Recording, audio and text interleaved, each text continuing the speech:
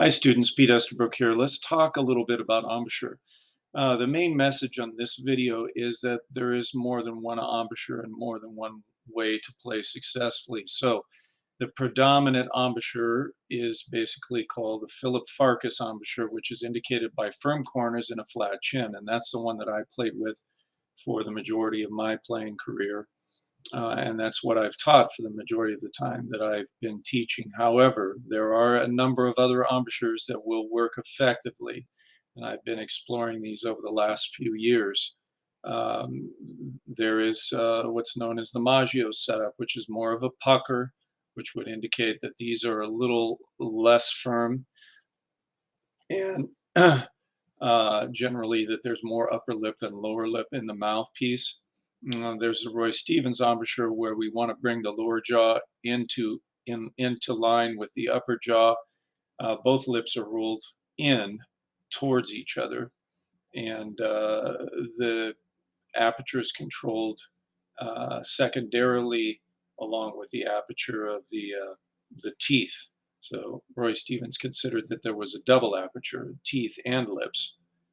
Um, and we can go on. Of course, there are many other embouchures, but basically, there is no one that works for everyone. Physical characteristics will determine which formation is going to be best for a given player. Dr. Donald Reinhardt, did his examination of embouchure through observation and came to conclusions that certain types of things would work best for certain students. So you can investigate the encyclopedia that he wrote about embouchure and get more information there. I'm not a whiz at Donald Reinhardt's information, but I'm aware that it's there. And I found through practical experience basically that what he came up with makes total sense.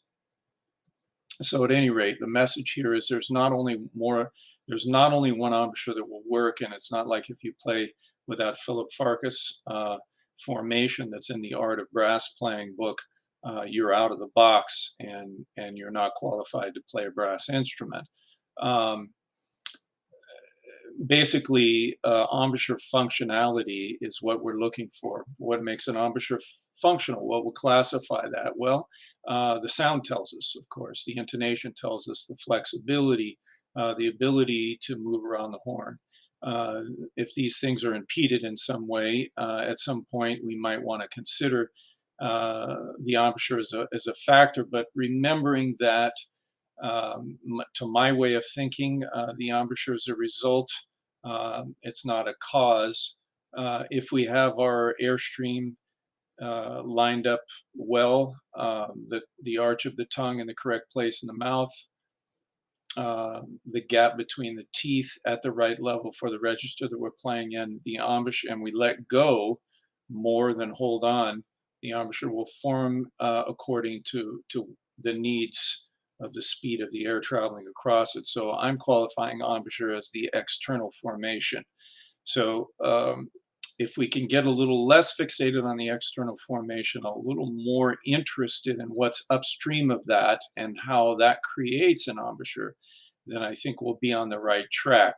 My one caveat is that we really must have the upper lip inside the rim of the mouthpiece. The one thing that I have not seen work in all the time that I've been teaching, which is basically about 40 years, I have not seen an embouchure work where the student is trying to set the upper rim in the red of the upper lip. We want that upper rim to be resting on muscle tissue, not on membrane.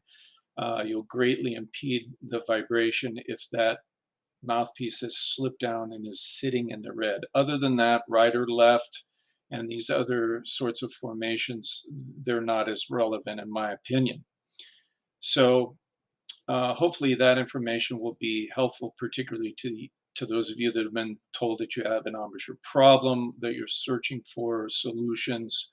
I'm, of course, available to consult in that regard for whatever it's worth to you. Take care.